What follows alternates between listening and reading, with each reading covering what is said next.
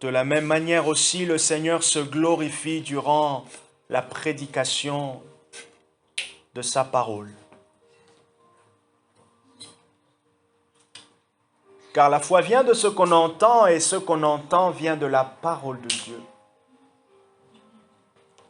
Et il est dit aussi qu'il leur envoya sa parole et sa parole les guérit. Et je crois ce matin qu'il y a une parole pour guérir un cœur. Je crois qu'il y a une parole de Dieu pour encourager quelqu'un.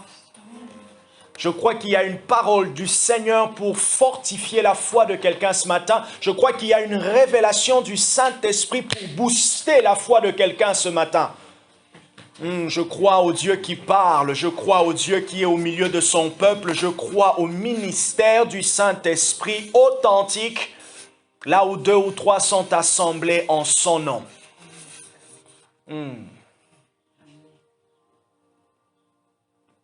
Est-ce que tu peux simplement toucher ta poitrine et dire, Seigneur, parle-moi.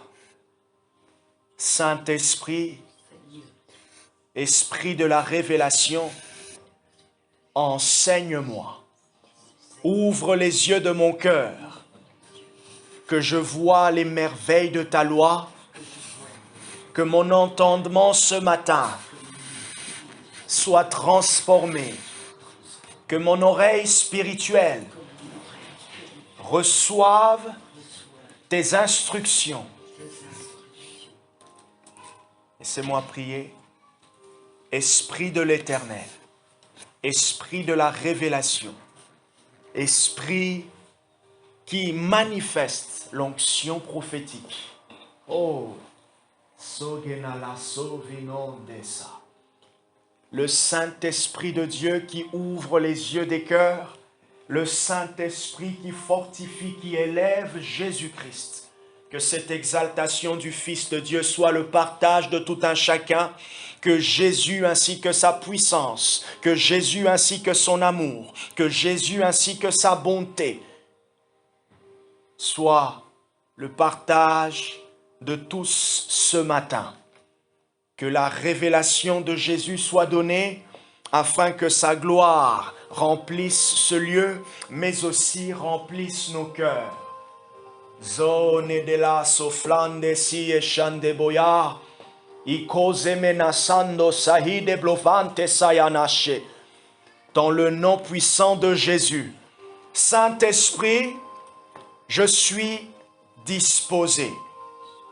Est-ce qu'on peut redire, Saint-Esprit, je suis disposé. J'enlève les barrières. Aucune restriction. Touche-moi. Parle-moi.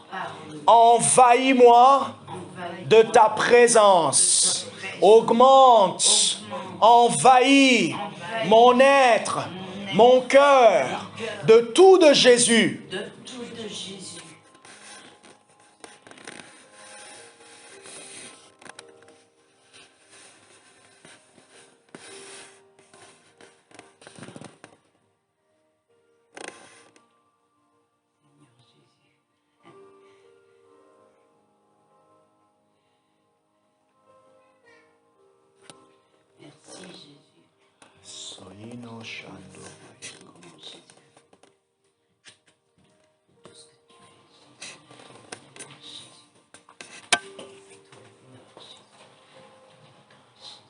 Amen. Gloire au Seigneur. Est-ce qu'on peut acclamer le Seigneur? Gloire à Jésus. Ce moment de louange était très très bien. Merci à l'équipe. Merci aussi à Dieu qui vous inspire. Merci aussi à Jésus qui vous inspire. Merci au Seigneur qui nous conduit dans ce moment. Content de vous revoir. Happy to see you again. Du coup, on savait plus trop. C'est pour cela que je t'ai envoyé le message. Nous sommes au mois de février. Pendant que j'y pense, nous avons vécu un très bon moment hier durant le temps.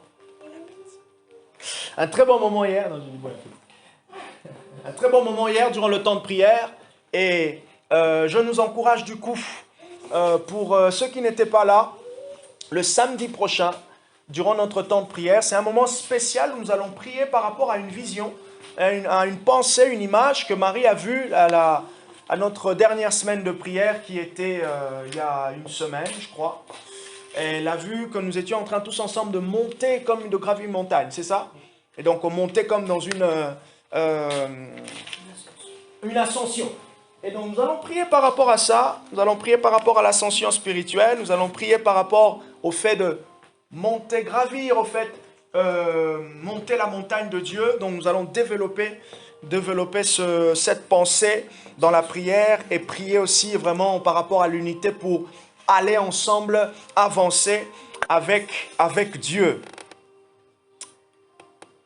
Donc, c'est un moment, c'est une journée comme les autres, hein, de samedi, durant notre temps de prière, mais vraiment, on la rend spéciale parce que ça sera sur un sujet et on va explorer ça, voir ce que le Saint-Esprit va faire.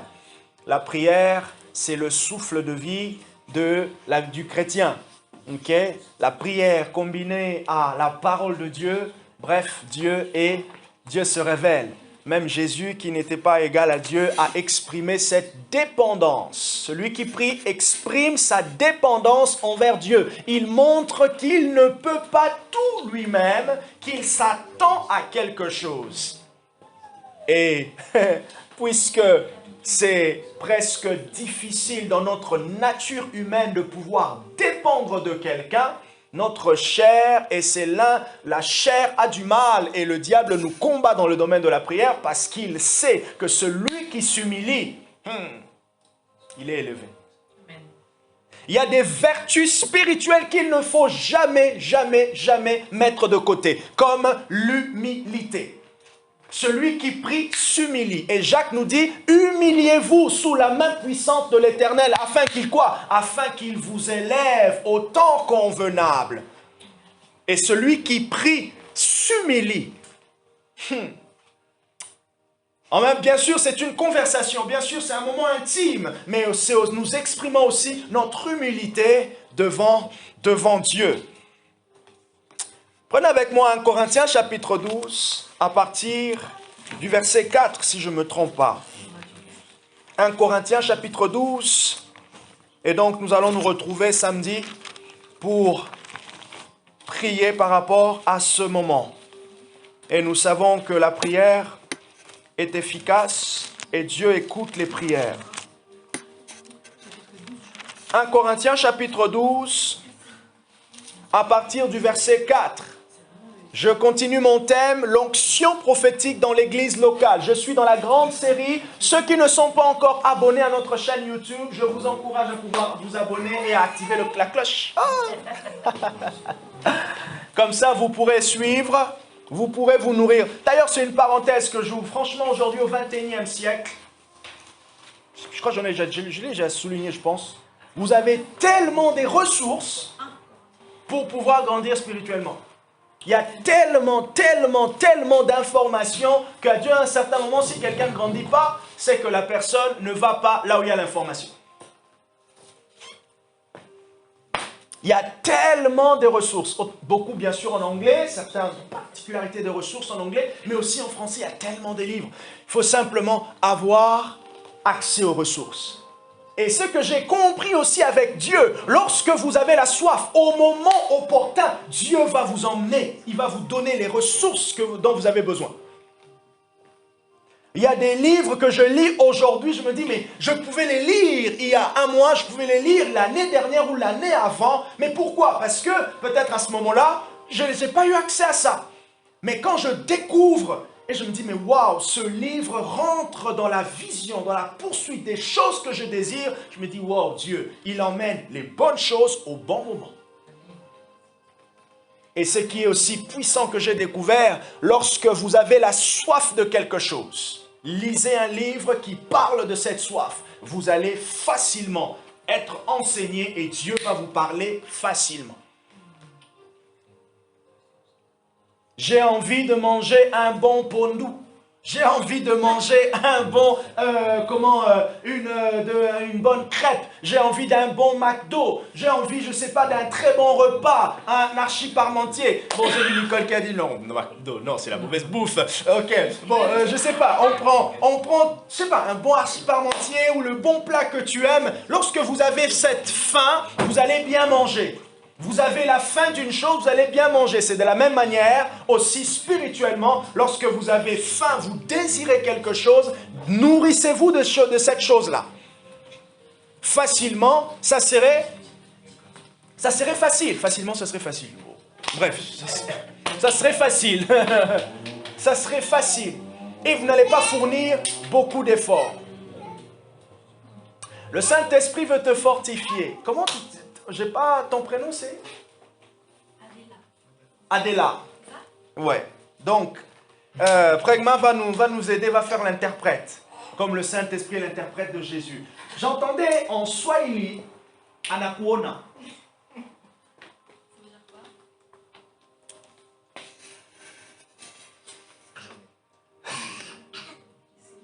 Hein? Vas-y, Pragma.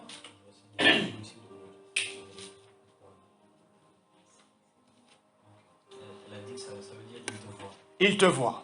Tu sais ce que ça veut dire? Oui, je savais. Je savais.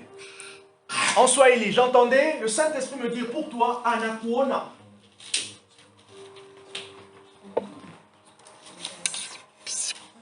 Il te voit. Et Dieu veut que tu reçoives cette parole. Vas-y, Prigma. Je ne sais pas dans quel domaine, j'étais en train de chercher, je ne sais pas dans quel domaine. Mais est-ce que tu as un grand frère?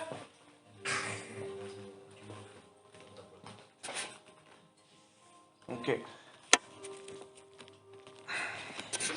Est-ce que, par hasard, il y a un John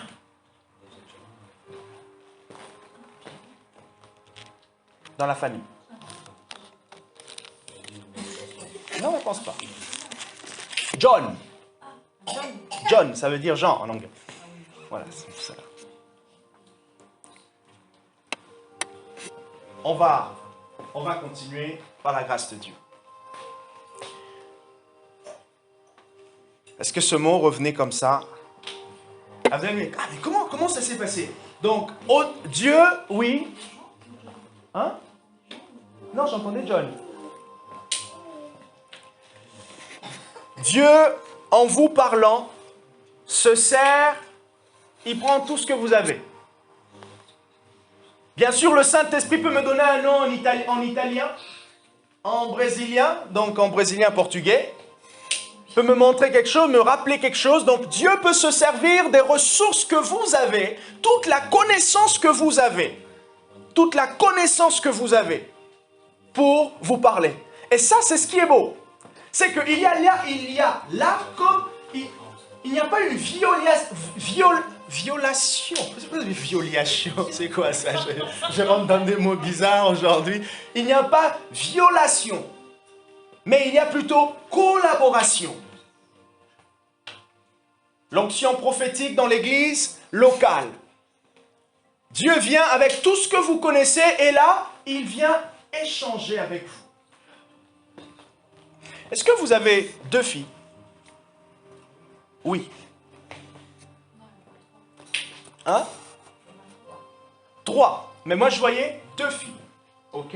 Moi, je parlais de 2 filles. C'est pour ça que je vous ai posé la question, 2 filles. Là, je pouvais, du coup, vous allez dire, oh, mais comment lui parle de 2? Elle en a 3. Ok? Dans l'écoute de Dieu, vous recevez quelque chose. Maintenant, vous allez voir que pour tout un chacun de nous, de fois, c'est tellement précis ce que l'on reçoit, mais de fois aussi, c'est tellement flou. Il faut savoir que la précision ne vient pas, plutôt l'exactitude vient de Dieu. Mais maintenant, comment est-ce que nous sommes de plus en plus précis par la pratique de l'écoute de Dieu, mais aussi par la manière dont notre connaissance, notre relation avec Dieu grandit. Est-ce que parmi les 2 filles, il y en a une qui est vers les 13 ans? Ok? Je suis en train de poser les questions par rapport à ce que je pense avoir reçu. D'accord? Maintenant, quand vous n'êtes pas forcément très sûr, pourquoi est-ce que vous n'êtes pas sûr? Peut-être parce que la manière dont je sais pas, la manière dont la parole vient, non, je veux dire, voilà, je vais donner le truc. Vous n'êtes pas très sûr, parce que peut-être vous avez reçu un mot, et vous commencez à raisonner sur le mot. J'ai pris l'exemple le plus facile. J'ai pris un mot, et je commence à raisonner avec le mot.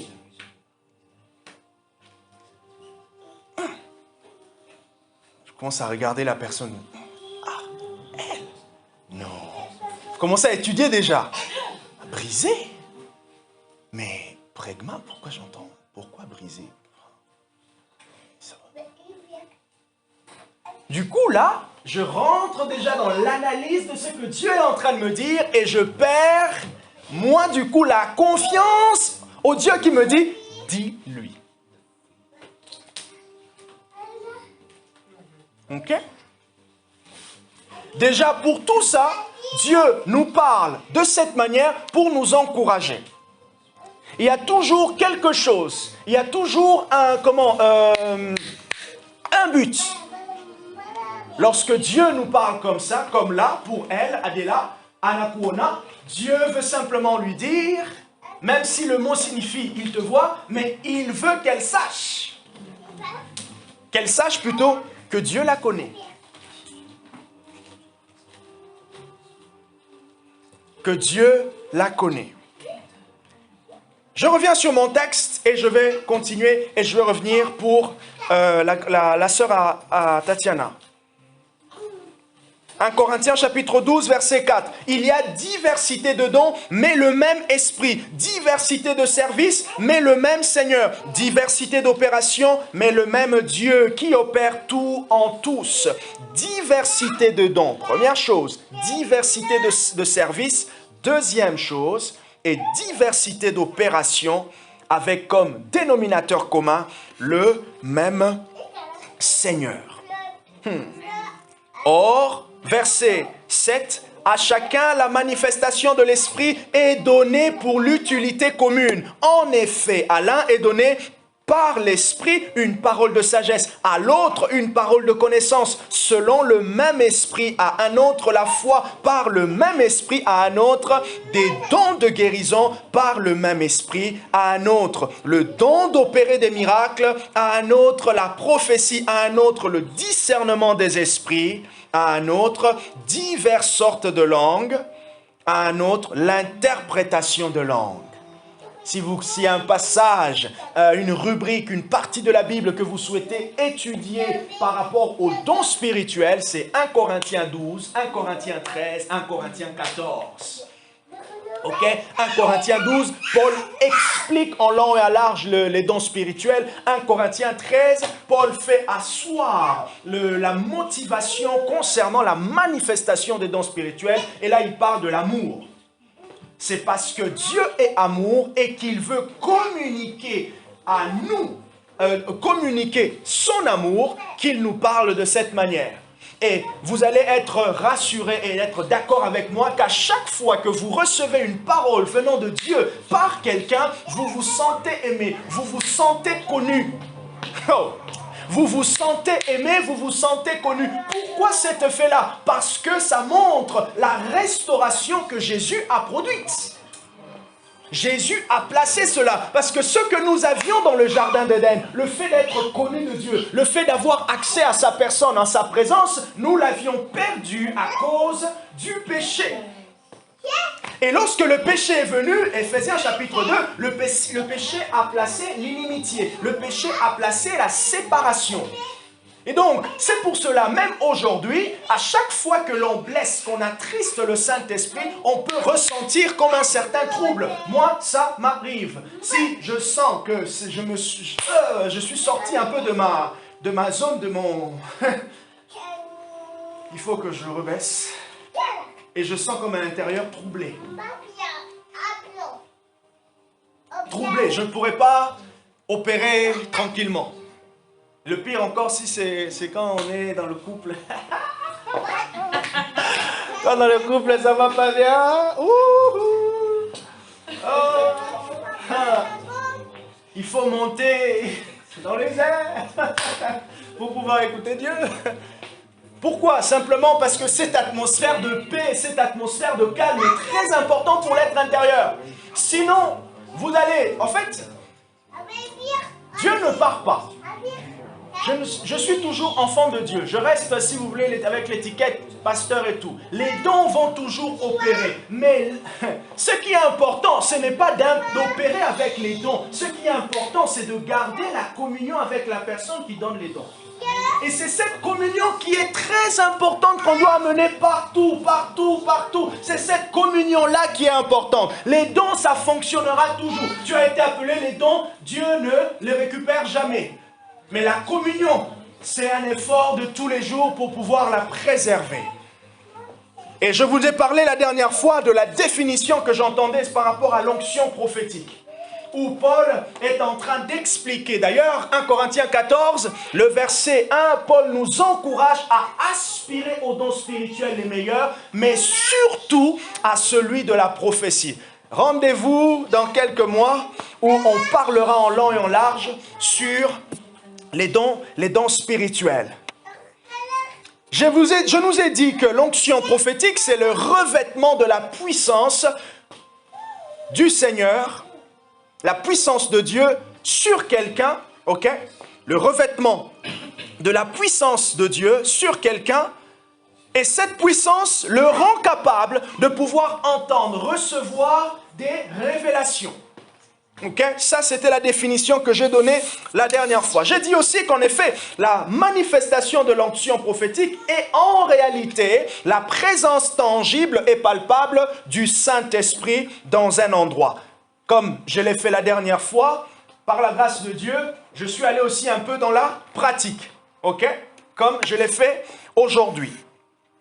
Comme ça, vous pouvez voir ce que ça signifie, ce que ça veut dire, l'onction prophétique. Et dans l'église locale, ça veut dire que Rodrigo reçoit quelque chose pour Anne-Marie, Nicole reçoit quelque chose pour Tatiana, et tous ensemble, voilà l'onction prophétique. Dieu qui parle au milieu de l'église. Bien sûr, c'est facile de dire la Bible est la parole de Dieu. Je suis d'accord, mais Dieu confirme le fait qu'il n'a pas la langue, qu'il n'est pas muet, parce qu'il peut parler dans ce qui nous concerne dans notre vie. Quelque chose de caché. Quelque chose qui est vraiment de nous. En fait, cette chose-là qui n'est pas biblique. Quand je dis qu'il n'est pas biblique, c'est que ce n'est pas inscrit dans la Bible. Quand je lui dis, à elle, Dieu te voit, bien sûr, il y a un verset biblique. Mais quand je dis, sa fille, vous avez 2 filles, 13 ans, c'est pas marqué dans la Bible. Vous voyez ? On entend, on reçoit la pensée de Dieu. J'ai dit la dernière fois que les prophètes de l'Ancien Testament, eux aussi, ils faisaient l'expérience de l'onction prophétique lorsque la parole de l'Éternel venait à eux. Et là, j'avais pris l'exemple de 1 Samuel chapitre 3, où le prophète Samuel a fait l'expérience de l'onction prophétique. Et c'est intéressant de remarquer que dans l'Ancien Testament, il fallait passer par cette expérience pour pouvoir entendre Dieu maintenant de manière régulière. Et maintenant, ce qui est beau, c'est que dans l'Ancien Testament, l'Esprit n'était pas permanent. Mais maintenant, dans la Nouvelle Alliance, l'Esprit est permanent. Dans l'Ancien Testament, l'Esprit venait. C'est pour cela, dans le livre de Juges, il est dit, l'Esprit vint sur Gédéon et le rendit capable. L'Esprit vint sur Samson et le rendit capable. Mais maintenant, dans le Nouveau Testament, l'Esprit est descendu sur une personne. Jean, chapitre 1, à partir du verset 30, Jean dit qu'il ne connaissait pas celui qui devait précéder. Celui pour qui il était le messager.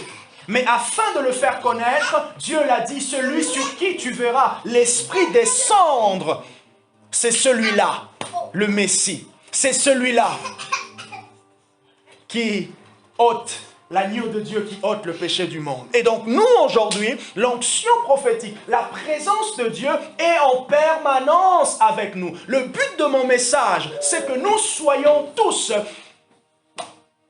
prophétiques. Ça veut dire que nous ayons la capacité d'entendre Dieu pour nous-mêmes, d'entendre Dieu pour les autres. Ah, quand vous priez, vous entendez, vous savez ce que Dieu veut que vous puissiez faire, le tour est joué. Vous vous êtes adressé à Dieu et vous savez, donc ça veut dire qu'il vous a répondu. Parce que dans notre inconscient, on est toujours... Dieu, c'est un peu comme l'administration. Hein? Je dépose, ou je ne sais pas, la demande de permis. Je dépose, j'ai un délai de 2 mois, j'attends. Je dépose mon permis, je dépose ma demande et j'attends. Non, Dieu n'est pas toujours dans un délai de 2 mois. Dieu n'est pas toujours dans un délai d'1 semaine. On dirait que Dieu il avait tellement beaucoup de dossiers au fait que on doit toujours attendre. Non. Des fois, cette attente-là, ce retour, c'est simplement la capacité, notre capacité de comprendre qu'est-ce qu'il m'a dit pendant que j'étais en train de m'adresser à lui. Mon but, c'est que nous deviennons de plus en plus prophétiques, que notre écoute de Dieu soit de plus en plus facile. Et l'une des premières choses pour nous emmener dans ça, c'est déjà enseigner. L'enseignement rend la vue. Comme on dit, c'est quoi? L'amour, c'est ça? L'amour, il n'y a pas un truc là, les gens disent. C'est quoi? L'amour rend aveugle, mais le mariage rend la vue. Ah, bon, non. Moi, je suis dans le mariage. Nous sommes dans le mariage, nous avons une bonne vue. Nous sommes dans le mariage, nous avons une bonne vue. Nous avons la vue de Dieu. Nous sommes encouragés. Ah, non.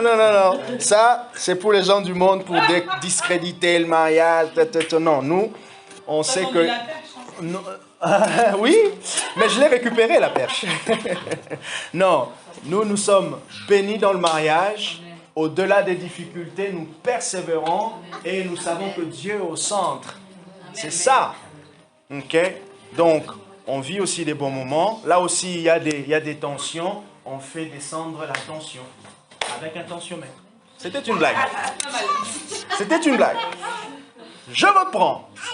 L'onction prophétique et l'exaltation de Jésus.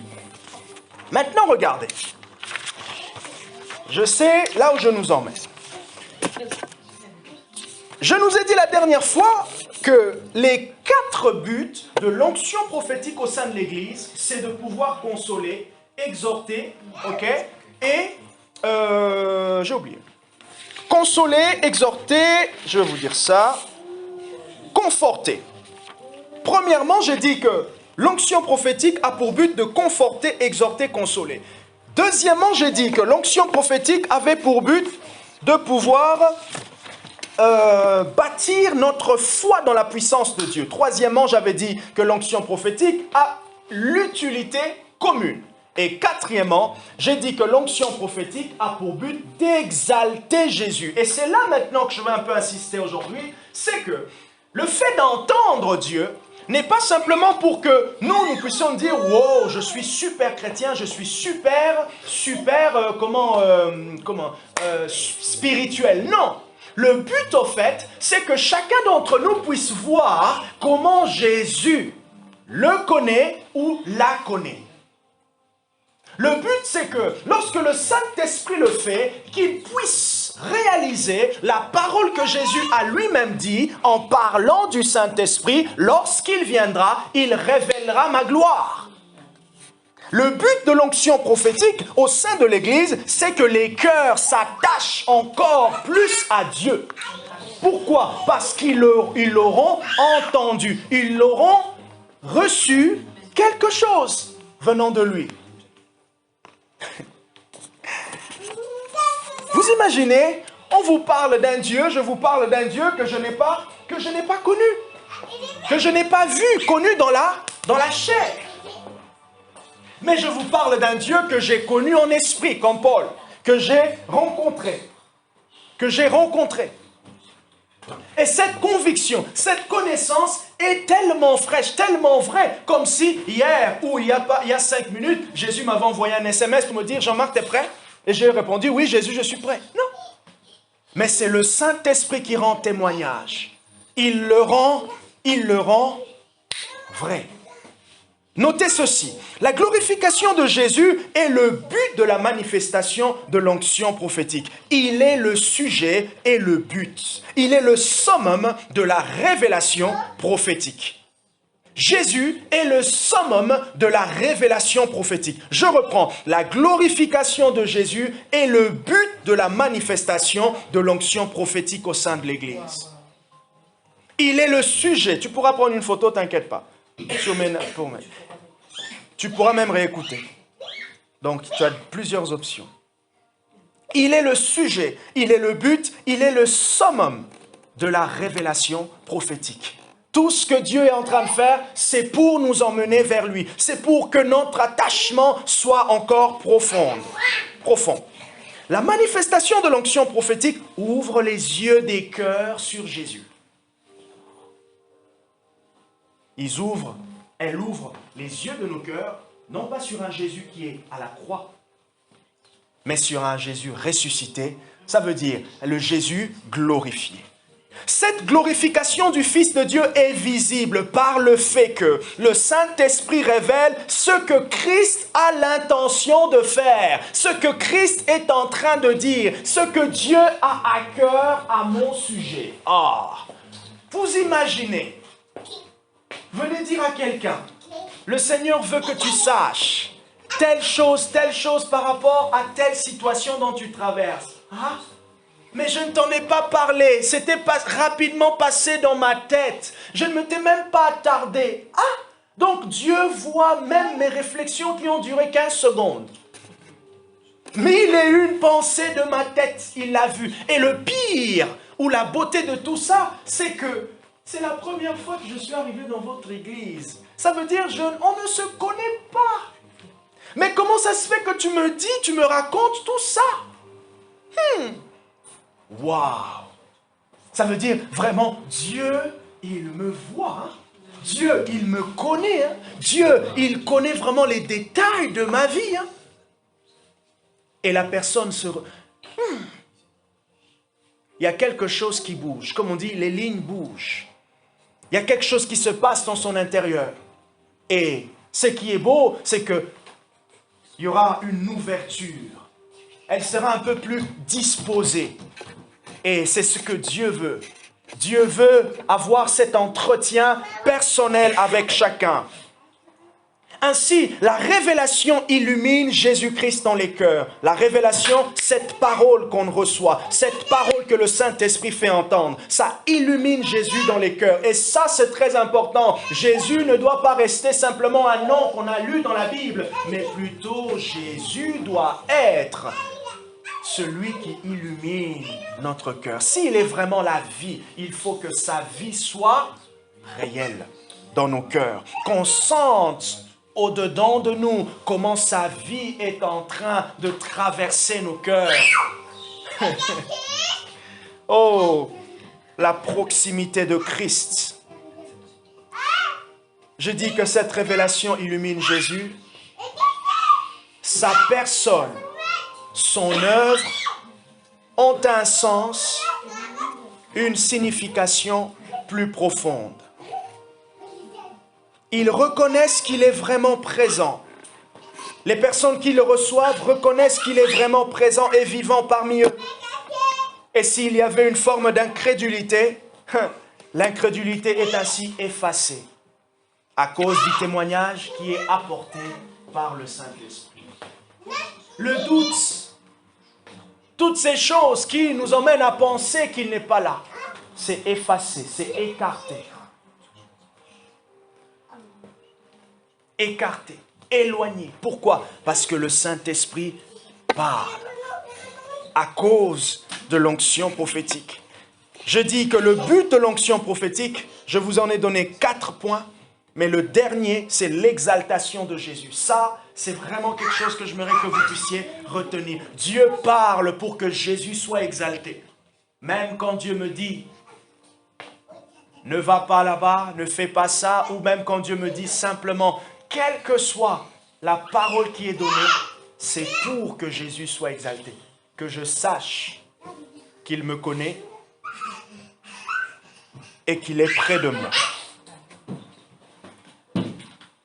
L'onction prophétique, peut-être qu'elle est sous l'onction prophétique elle aussi. L'onction prophétique exalte Christ. L'onction prophétique exalte Jésus. L'exaltation de Christ est ce que l'on doit rechercher lorsqu'on désire la manifestation de l'onction prophétique. Je le redis. L'exaltation de Jésus est ce que l'on doit rechercher lorsqu'on désire la manifestation de l'onction prophétique. Lorsqu'on désire que Dieu parle au milieu de nous, lorsqu'on désire que l'Église soit de plus en plus prophétique, nous recherchons l'exaltation de Jésus. Et c'est ce que Paul, vous lirez dans 1 Corinthiens chapitre 14, lorsqu'il dit qu'il désire que tous nous puissions prophétiser. Pourquoi il désire que tous nous puissions prophétiser? Parce qu'il a dit, celui qui prophétise parle à l'Église, aux hommes.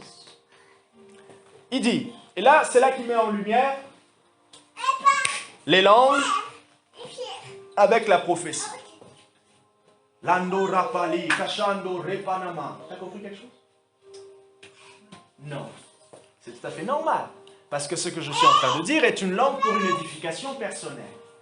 Mais maintenant, si là je dis, le Seigneur est en train de me parler par rapport à ton appel, et voilà ce que j'étais en train de voir. On parle français, on parle anglais, elle est en train de comprendre. Et là, je suis en train de l'exhorter. Ok? Et maintenant, Paul lui dit, maintenant si, parmi vous, il y a un incroyant, et que Dieu parle de cette manière, les désirs de son cœur sont mis à nu, je ne dis pas que Dieu va parler de ses... Il va le pointer le doigt, il se sent... voilà.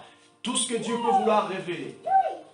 Dieu lui parle sur son travail, par exemple. Quelqu'un qui est athée, il vient là et Dieu lui parle sur son travail. On remonte, on reparle de sa enfance, je ne sais pas, de son papa. Vas-y, mais comment ces gens commencent? Dieu fait en sorte que l'évidence de son nom soit tellement forte pour que cette personne vienne à lui. Et Amen. Paul lui dit... Amen. Comment ne croiront-ils pas? Vous voyez? L'exaltation. Et là, Dieu n'existe pas. Ce que je viens de vivre quand même, c'est bizarre. Si vraiment il est là, et comment ces personnes peuvent me parler avec autant de détails? Il va petit à petit remettre en question sa croyance. Il va petit à petit commencer à raisonner. Il va commencer à réfléchir, se poser les questions. Cette question de Bible, il faut que j'aille un peu peut-être... Là, il peut rappeler, tiens, Rodrigo, est-ce que tu as une Bible à me prêter, s'il te plaît? Je veux t'en... Et là, il commence, okay, il prend la Bible, et ce qui est beau, souvent, ces personnes, et elles vont lire la Bible, de la Genèse jusqu'à l'Apocalypse. Et elles vont dévorer. Mais ce qui est drôle, c'est que quand elles vont se convertir, elles ont du mal à lire. Pour chercher des réponses, elles ont lu. Mais lorsqu'elles ont trouvé, pour être fortifiées, et c'est là que l'ennemi dit, oh, mollo, mollo. Mais bref, la personne va lire la Bible et pouvoir chercher à comprendre. Et Dieu est en train de l'appeler. Donc, l'onction prophétique exalte Jésus. L'exaltation de Jésus, c'est quoi? C'est son élévation. Les Écritures affirment que Jésus est élevé dans les lieux célestes. Il est célébré par les anges et il a une position au-dessus des anges. Je nous emmène dans Hébreux, le chapitre 1. À partir du verset... Quelqu'un peut prendre Hébreux, chapitre 1, l'exaltation de Jésus à partir du verset 5 jusqu'au verset 14. Hébreux, chapitre 1, à partir du verset 5 jusqu'au verset 14. Auquel des anges, en effet, Dieu a-t-il jamais dit, tu es mon fils, c'est moi qui t'ai engendré aujourd'hui. Et encore... Moi, je serai pour lui un père et lui sera pour moi un fils. Et quand, de nouveau, il introduit le premier-né dans le monde, il dit que tous les anges de Dieu l'adorent et il dit des anges, il fait de ces anges des vents et de ses serviteurs une flamme de feu. Mais au Fils, il dit, ton trône, ô Dieu, est éternel. Simplement pour m'arrêter là, l'auteur est en train de comparer Jésus aux anges. Et il dit, Dieu dit ceci aux anges, qui sont des serviteurs, ainsi de suite, mais par rapport au Fils, il dit, oh, tu es mon Fils, je t'ai engendré. Et il dit, ton trône est élevé. Pour dire qu'il n'a pas la même position. Et Paul aussi parle de l'exaltation de Jésus. Philippiens chapitre 2, à partir du verset 9. Philippiens chapitre 2, à partir du verset 9. D'ailleurs, j'aime bien ce texte de Philippiens, j'aime le commencer à partir du verset 5. Philippiens chapitre 2, à partir du verset 5. Ayez en vous la pensée qui est en Jésus-Christ. Merci Paul. Lui, dont la condition était celle de Dieu, il n'a pas estimé comme une proie à arracher d'être égal à Dieu. Oh, qu'est-ce que tu veux dire? Mais il s'est dépouillé lui-même en prenant la condition d'esclave, en devenant semblable aux hommes. Après s'être trouvé dans la situation d'un homme, qu'est-ce qu'il a fait? Il s'est humilié lui-même en devenant obéissant jusqu'à la mort à la croix. Jusqu'où l'obéissance de Jésus est allée? L'obéissance jusqu'à la mort. Et j'aimerais aussi nous encourager à nous dire que jusqu'où nous pouvons obéir, nous pouvons et nous sommes appelés à obéir jusqu'à la mort à nous-mêmes. Ah, punaise, j'en étais sûre. Voilà. Je l'avais avant que tu le dises. Amen. Ah, punaise, je l'avais. Jusqu'où je suis appelé à obéir? Je suis appelé à obéir jusqu'à la mort à moi-même. Parce que c'est lorsque la mort à moi-même agit en moi, regardez maintenant, c'est pourquoi aussi Dieu l'a souverainement élevé. Vous voulez monter dans la spiritualité, vous voulez monter dans le Seigneur, mourrez, descendez.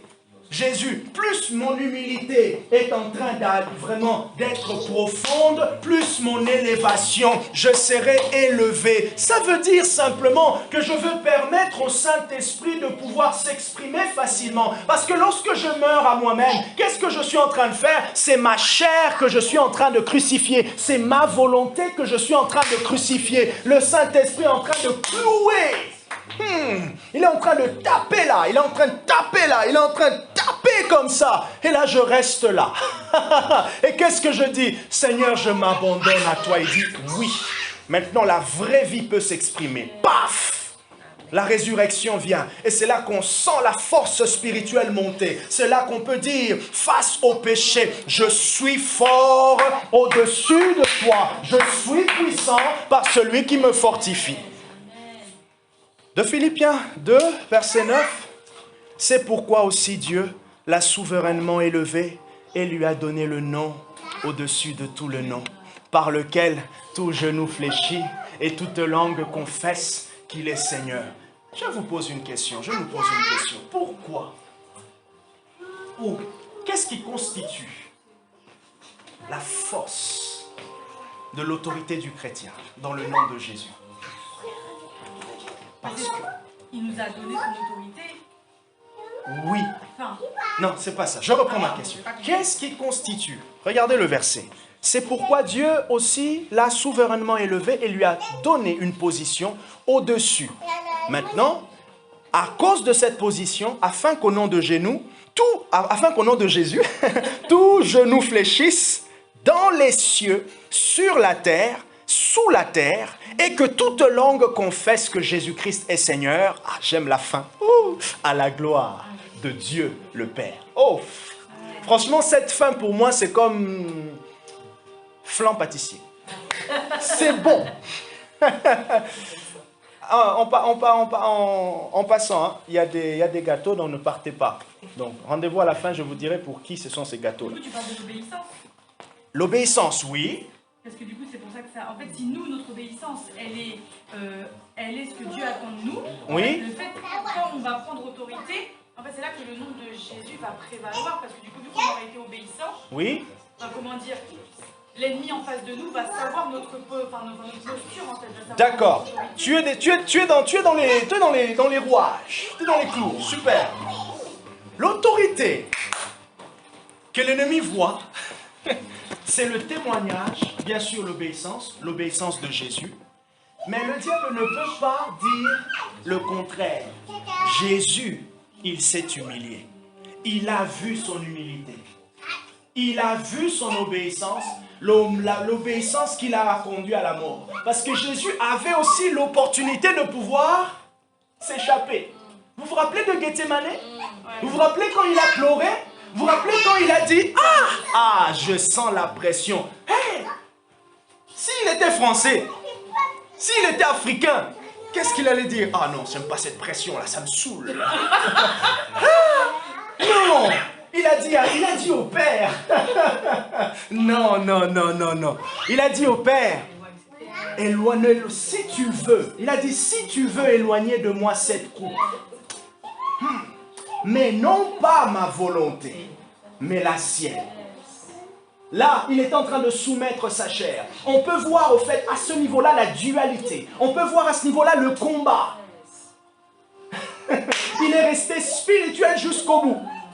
Et la puissance dans le nom de Jésus, c'est parce qu'il y a un sceau. Sa mort est un sceau. Le diable ne peut pas régner. Vous êtes en train de prier pour la délivrance. Le démon vous dit, je ne partirai pas. C'est un menteur. Pourquoi? Parce qu'à ce moment-là, il sait que vous avez l'autorité pour le chasser. Mais maintenant, puisqu'il ne peut pas vous arrêter au fait ce qui spirituellement est déjà établi, il veut vous arrêter physiquement. Ça veut dire, il utilise simplement visiblement ce qui peut vous décourager. Voilà pourquoi il parle tellement trop. Les démons, simplement pour vous décourager. Non. Et du coup, vous avez peur. Et ils se disent, au moins, il ne va pas m'embêter plus longtemps. Souverainement élevé. Ça c'est un sceau. De la même manière que nous sommes marqués d'un sceau de l'esprit, de la même manière que le monde de ténèbres reconnaisse le sceau de l'humilité de Jésus et le sceau de son exaltation. Et le Saint-Esprit, lorsqu'il coule parmi nous, lorsqu'il se manifeste, il est simplement en train de nous permettre de pouvoir jouir de ces choses. Il dit simplement, Anne-Marie, c'est disponible. C'est disponible, Rodrigo. Ne va pas chercher plus loin. C'est disponible pour vous. C'est disponible. C'est comme là. Les gâteaux sont là.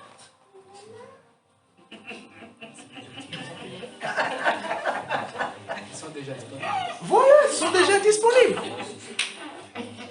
Moi, je suis en train de vous préparer à manger les gâteaux. Bon, on va être spirituel, hein, on va être spirituel. Vous voyez, c'est disponible. Voilà pourquoi on ne peut pas prier comme des gens qui quémandent. Non. C'est important de savoir ce qu'on a. Ce que l'on a. Ce qui constitue... Quand vous allez chez Fruits. Bon, je vais changer. Je vais dire oui. Parce que là, je vais me tromper. Fruits. Vous allez chez Free, vous allez chez Orange, ok? Bien sûr, Orange ne vous donne pas une mandarine. Vous allez chez Orange. Maintenant, vous allez chez Orange, ils vous donnent les bouteilles. Vous allez chez Orange, ils vous donnent le pack. Ils vous expliquent ce que vous avez dans votre abonnement. Est-ce que vous devez chercher autre chose? Non. Pour utiliser, qu'est-ce que vous allez faire? Vous allez aller regarder qu'est-ce que vous avez dans votre abonnement. C'est pour cela, nous aussi, dans le Seigneur, c'est important de savoir ce que nous avons en Jésus. Parce que ce que nous avons en Jésus nous donne, automatiquement, en fait, nous ne pouvons plus le demander. Nous sommes en train maintenant de prier dans une déclaration et dans l'attente de ce que, dans l'attente de la manière dont ça va se manifester. Je vous donne un exemple. Jésus dit que mes brebis entendent ma voix et ils me suivent, la reconnaissent.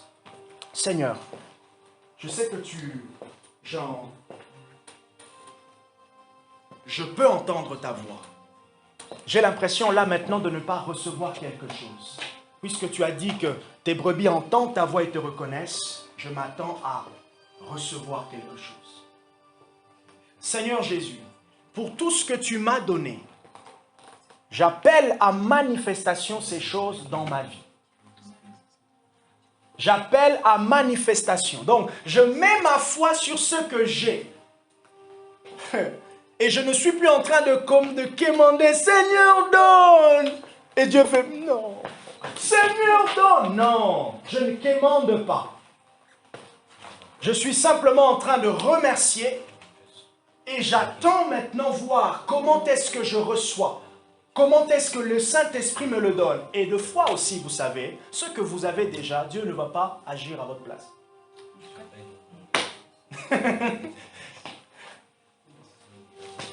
Donc, il t'a donné, ça veut dire, l'utilisation, tu en fais, c'est toi qui utilises comme tu veux. Mais maintenant, comment est-ce que j'utilise? C'est simplement activer sa foi, mettre sa foi en action. Mettre sa foi en action. Je mets ma foi en action. Je l'ai, je ne peux pas. Et quand je vois que c'est contraire, je sais, non, c'est pas, ça présente comme si c'est contraire, mais ce n'est pas contraire. J'ai déjà ça. J'attends la manifestation. J'attends la manifestation. Du coup, en fait, quand tu dis ça, tu veux dire en fait mettre sa foi en action, ce qui du coup va mettre en action les œuvres, et du coup les œuvres qui vont rendre la foi vivante. Voilà. Et c'est là que Jacques nous dit, ah ben tu dis que tu as la foi, où sont tes œuvres? Ah oui.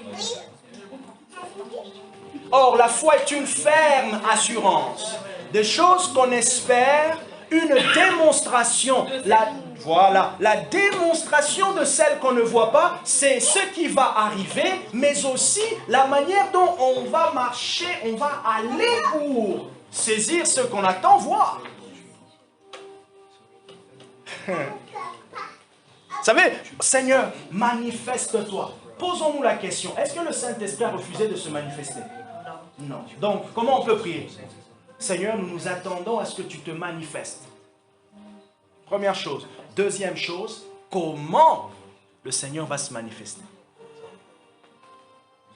Comment il va se manifester?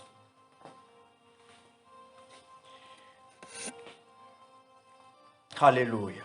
Donc, je dis Philippiens chapitre 2, verset 5 au verset 9. L'exaltation de Jésus. Hébreux chapitre 1 à partir du verset 5 jusqu'au verset 14. Satan et les démons reconnaissent aussi cette exaltation souveraine du Fils de Dieu.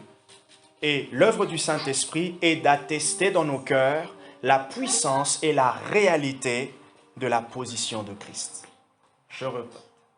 L'œuvre du Saint-Esprit est d'attester dans nos cœurs la puissance et la réalité de la position de Jésus.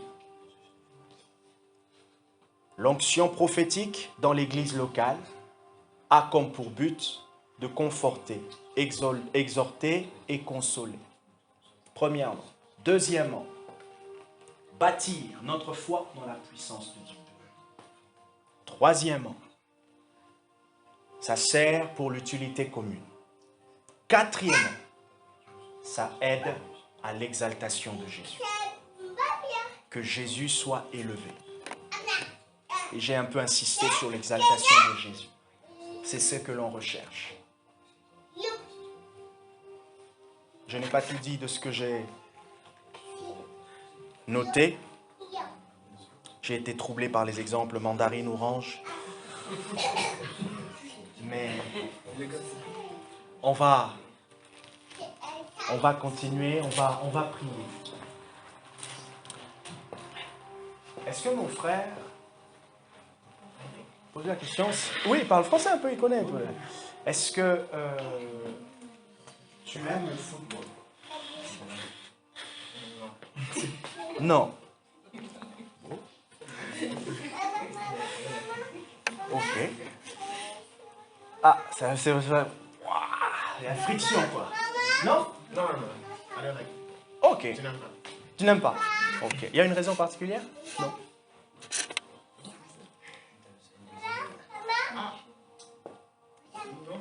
Non? Ok. Non. D'accord. C'est pas grave. Ok. Pourquoi je lui pose cette question? Parce que est-ce qu'il y a un souci au niveau de ta jambe gauche? Non. Donc, je lui pose des questions. Première chose, pour converser, discuter. Et deuxième chose, je lui pose des questions pour comprendre ce que je pense avoir reçu. À quoi ça renvoie. Ok? À quoi ça renvoie? Maintenant, quand vous posez comme ça et que la personne vous dit non, non, non, non, vous vous sentez découragé. Ah, je ne t'ai pas écouté. Oh Seigneur, j'ai mal écouté. Non, c'est non. Là, vous dites, Saint-Esprit, qu'est-ce que tu voulais me dire? Vous voyez? Qu'est-ce que tu voulais me dire par ça?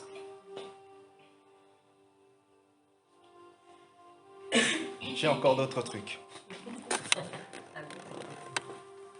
On va aller encore en profondeur pour pouvoir échanger et pouvoir prier.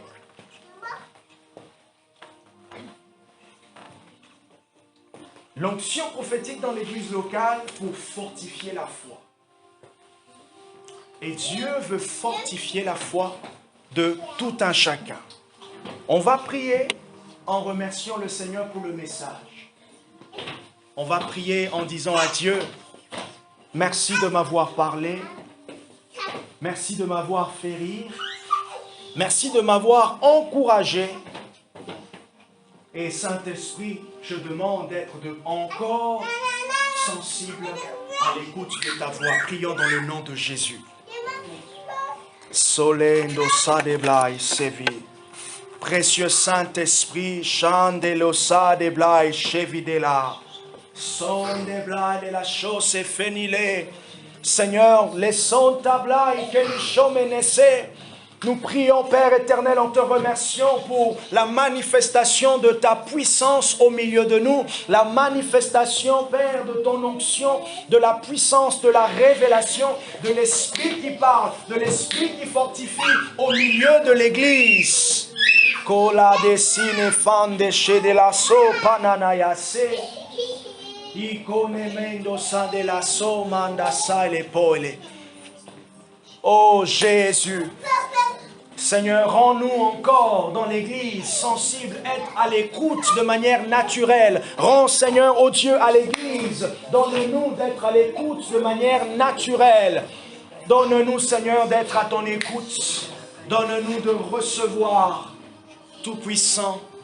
Donne-nous, Père, de pouvoir comprendre que l'onction prophétique soit manifeste parmi nous, que l'écoute de ta voix, Seigneur, soit de plus en plus régulière et facile pour tout un chacun. Au nom puissant de Jésus, nous allons prier et dire à Dieu, rends-moi courageux, donne-moi le courage, donne-moi l'audace de pouvoir saisir, donne-moi l'audace de pouvoir faire le premier pas. Prions dans le nom de Jésus, que la peur soit partie, que la peur soit chassée. Au nom puissant de Jésus, là c'est des gauches. Père, je refuse la peur, je refuse toute forme de peur qui m'empêche de faire le pas, qui m'empêche de pouvoir expérimenter, qui m'empêche, Seigneur, de pouvoir connaître, qui m'empêche, oh Dieu, qui me retienne dans la mouvance de l'Esprit. Je refuse cette peur. Au nom puissant de Jésus. Au nom puissant de Jésus. Loza deblea shando zedeako. Que sando pa de la voz amanda ya da shande semena baeshe. Emendano baba ya shande le sale baba ya shesaya dava. O monde ne baye baba ya shande se ne va de bayo shanda bayasa. Emenda bayadasha baba sande yesha de bayi sole amanda. Oui Seigneur, les santos le baya la shayama. Au nom de Jésus.